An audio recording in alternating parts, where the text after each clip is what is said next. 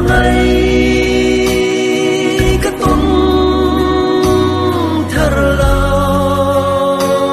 nune kan kar thu sông hi tiếng em mà thiên lai lụa dấu tu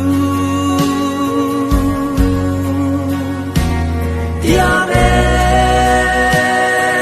mà lung tung tu mel tra cái tông lô lên đằng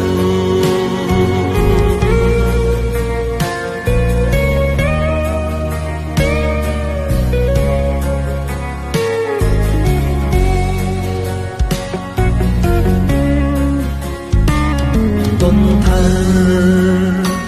mà ngày đủ bên mây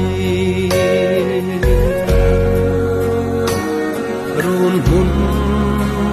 lên đun về hun khí rin ring nung ring tên cảm asin min tol mai đâu là tiếng em mà thiên lai lụa dấu tu tiếng em mà lung tung tu mel tra cái tông lô lên đằng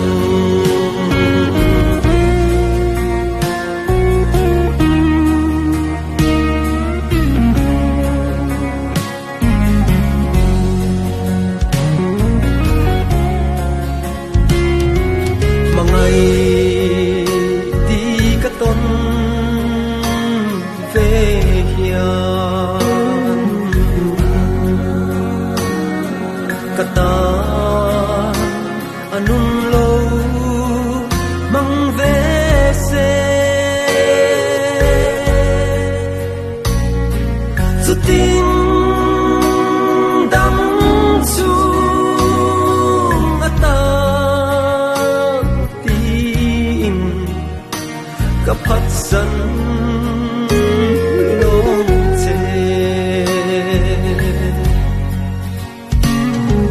Fanau mal tuan toy dunila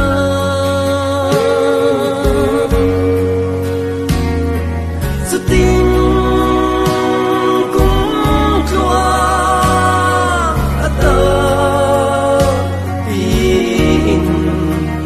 lên dun sai irelang